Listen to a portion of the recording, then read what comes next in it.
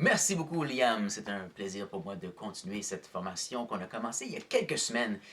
Alors, je vais juste récapituler ce qu'on a regardé il y a quelques temps. Et si vous voulez revoir ce qu'on a discuté, cet enregistrement de la première partie est disponible. Vous pouvez aller voir ça sur YouTube, sur la chaîne de Mots du Midi. La dernière fois, on regardait comment partager une présentation PowerPoint dans Zoom avec les défis suivants. Je ne peux pas voir l'auditoire quand je partage. Je veux voir mes notes dans PowerPoint sans les montrer, donc le mode présentateur. Et finalement, je veux me faire voir par l'auditoire. On se rappelle là, ce dernier truc, je l'ai déjà répété plusieurs fois. Évitez de montrer votre PowerPoint tout le temps. Quand on partage toujours l'écran, on ne vous voit pas, vous. Alors de temps en temps, arrêtez. Est-ce qu'on se rappelle c'est quoi le raccourci? Quelqu'un veut le crier? Ça commence par Alt dans Windows. Alt-Enter? Oh non! Alt! Enter, delete. Non, Contrôle, Alt, Delete. Essayez ça maintenant. Non, faites pas ça maintenant, ça va redémarrer. Alt S, ou bien dans... Donc ça c'est Windows, Alt S, et dans Mac, ce serait Command Shift S. Et si on fait ça, on peut rapidement partager puis arrêter le partage. Alors, ça fonctionnait, puis je vous encourage à continuer à vous pratiquer. Là, aujourd'hui, on a quand même d'autres défis, parce que une fois qu'on fait ça, le problème c'était je ne pouvais pas voir l'auditoire. C'est pour ça que je vous proposais le raccourci Alt-Tab pour passer d'une fenêtre à une autre, ou bien dans Mac, c'est peut-être Command-Tab ou Command quelque chose d'autre, comme l'apostrophe ou l'accent grave. Bref, c'est beaucoup de choses à tenir en compte. Alors, je vais vous donner une autre astuce pour pouvoir voir l'auditoire sans faire ce raccourci. Et qu'est-ce qui arrive si le Alt-S ne fonctionne pas? Oh, on va peut-être même commencer par celui-là.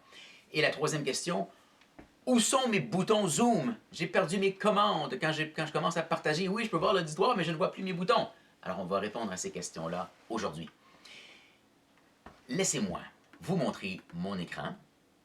Je vais fermer la plupart des choses et moi, je vais me cacher à droite, mais vous allez continuer à voir. Ça va fonctionner? Oui. Vous allez continuer à voir ce que moi je vois. Alors, il y a, vous voyez ma fenêtre de Zoom qui est ici. Et là, je vais ouvrir mon PowerPoint. Mon PowerPoint est ici. Et là, vous le voyez au complet. Je n'ai pas encore commencé le partage d'écran, n'est-ce pas? Quand je vais commencer le partage d'écran, on va se rappeler ce qui arrive. Mais avant de commencer le partage, on fait la présentation. Parce que je ne veux pas montrer toute ma fenêtre. Alors, on se rappelle comment faire? On peut utiliser le raccourci de F5 dans Windows, ou bien juste cliquer sur le bouton ici. Et maintenant, vous avez vu que toute ma présentation prend tout mon écran. C'est pas ça que je veux. Là, j'ai fait Alt-Tab pour pouvoir vous voir maintenant. Je vais passer tout de suite au défi, je pense que c'était le défi numéro 2. Je veux toujours voir l'auditoire sans avoir à faire Alt-Tab. Donc, même avant de commencer mon partage d'écran, je voudrais que vous restiez là. Ben, pour pouvoir faire ça, donc pour voir mon écran de PowerPoint tout en vous voyant, j'ai rendu ma fenêtre plus petite. Je peux même changer la forme comme ceci, ce qui permet de voir en petit. Je vous mets en gros comme ça. Moi, je peux bien voir mon écran. Regardez ça. Et essayez ça même de votre côté. J'appuie le bouton de droite sur la barre du titre de Zoom. Alors, je ne sais pas ce que vous voyez mes options. Déplacer, taille, réduire, agrandir. Voici l'option magique. Garder en haut. En anglais, keep on top. Quand je fais ça, la fenêtre de Zoom reste toujours visible. Même si, comme vous voyez, je vais cliquer dans mon PowerPoint. J'ai cliqué et vous êtes encore là. Yes! Ah, je suis tellement content. Je peux toujours vous voir. Alors, vous restez là. Alors ça règle déjà un problème. Si vous faites ça, vous allez toujours voir Zoom par-dessus le reste. Essayez-le, surtout quand vous faites des présentations où vous devez passer d'une fenêtre à une autre. ou même si vous êtes en réunion, mais que vous voulez ouvrir un autre document, Zoom reste toujours là. Assurez-vous cependant de réduire la taille de la fenêtre Zoom pour que vous puissiez voir les autres choses qui sont en dessous. Puis si vous n'aimez pas ça après quelques jours pour décocher la case, c'est tout. OK, alors maintenant, allons partager ma présentation. Donc, je l'ai déjà ouverte. J'ai déjà commencé ma présentation. Et maintenant, je veux aller dans Zoom. Alors, vous allez voir que je vais cliquer le bouton « Partager » ou bien faire le raccourci « Alt-S ». Et cette fenêtre apparaît. Je peux partager cette fenêtre ici et non celle-là pour pouvoir voir, pour pouvoir montrer mon PowerPoint en mode présentation. Maintenant, c'est peut-être un peu bizarre ce que vous voyez sur mon écran, mais j'ai ma présentation en plein écran. Je peux vous déplacer, vous êtes déplacé ici. Même quand je clique sur ma présentation, les boutons sont encore là et vous êtes encore là. Je vous vois et mes boutons sont encore là. Parce qu'on a fait Keep on top, garder en haut. OK, là on se rappelle que je voulais voir mes notes. Comment est-ce qu'on fait ça? Ah oui, le bouton de droite et mode présentateur. Alors là, ce que moi je vois à mon écran est différent de ce que vous voyez à votre écran. Et ça, je peux en être certain en cliquant sur le petit vert ici. Je sais que vous, quand dans mode partage d'écran, vous voyez seulement ma diapositive. Mais moi, sur mon écran, je vois toutes mes notes à droite. Alors, je peux présenter comme ça, en passant d'une diapositive à une autre, dans ce cas-ci, d'une image à une autre, voilà. Et je peux voir mes notes, mais vous, dans le partage d'écran, vous voyez seulement ce que j'ai partagé. Alors ça a répondu à la question, je veux toujours voir l'auditoire, je veux toujours voir les boutons. Il restait un autre élément à vérifier, n'est-ce pas?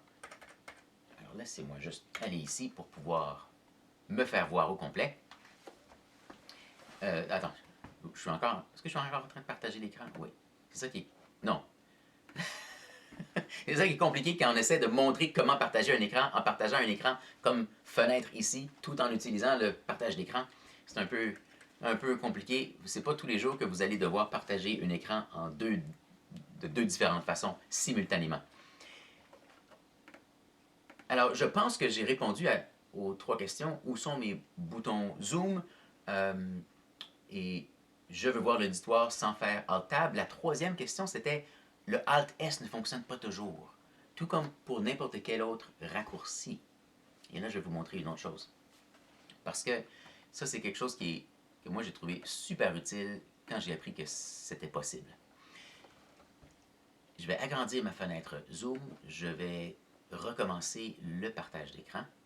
Non, pas officiellement le partage d'écran. Ce que je vais faire, c'est tricher en vous montrant mon écran comme ça. Vous voyez là, vous avez une petite idée de comment je travaille parce que vous voyez ma fenêtre Zoom qui est plus petite que l'écran. Vous voyez même des fois j'ai mes notes qui sont ici. Ça, c'est les notes que j'utilise pour aujourd'hui. Alors là, ce que je veux, c'est de pouvoir utiliser des raccourcis pour qu'ils fonctionnent toujours. Là, je ne sais pas si vous êtes au courant, mais il y a beaucoup de raccourcis qu'on peut aller voir si on va dans les paramètres. Une façon facile d'aller dans les paramètres, c'est d'aller ici. Je suis allé dans les options audio, paramètres audio qui apparaissent ici, n'est-ce pas? Là, on peut tester le haut-parleur, tester le microphone, ça ce sera pour une autre formation. Mais il y a ici raccourci clavier. Et c'est là qu'on peut voir quels sont les différents raccourcis. Moi, je vous encourage de connaître le raccourci pour allumer et éteindre le micro, aussi pour allumer ou éteindre la caméra. Par défaut, c'est Alt-S, Alt-A pour audio, et Alt-V pour vidéo. D'ailleurs, vous le voyez ici, Alt-V. Mais c'est quoi la case à cocher à droite? C'est quoi ça? Ah tiens, c'est écrit « Activer le raccourci global ». Oh! Qu'est-ce que ça veut dire, activer le raccourci global? Ça veut dire que même si Zoom n'est pas la fenêtre active, le raccourci va fonctionner. Ça, c'est super utile. Prenez pour exemple, là, je suis dans une réunion et puis j'ai besoin de tousser et mon micro est allumé, mais que j'étais en train de consulter mes notes à côté, ben, si le raccourci global n'est pas activé, le raccourci pour éteindre le micro ne fonctionnera pas et vous allez m'entendre tousser. Ou bien, je dois rapidement faire clic, clic, clic ici et éternuer après avoir cliqué, mais des fois, on n'est pas assez vite pour cliquer. J'étais en sourdine, hein? Oui, ok, vous m'avez pas entendu éternuer, ça fonctionne.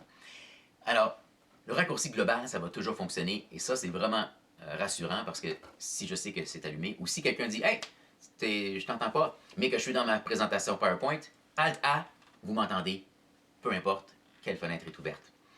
Et pourquoi est-ce que je vous parle surtout de Alt-A et de Alt-V comme raccourci global? Parce que ce sont ceux que j'utilise le plus souvent, mais aussi parce que vous pouvez l'activer pour le Alt-S.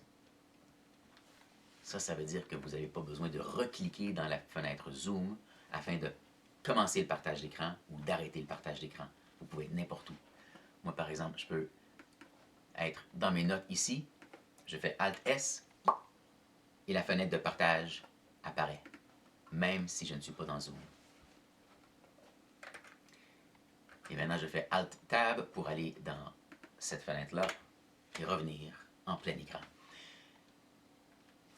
Je pense que c'est utile d'avoir enregistré ceci parce que je sais que des fois, je vais un peu vite quand je fais ces présentations-là. C'est pour ça que Myrlande et tout le monde d'autre, là, vous pourrez revisionner ceci parce qu'on va aussi mettre ceci sur YouTube. Vous pourrez regarder ça à nouveau, ainsi que la partie numéro 1.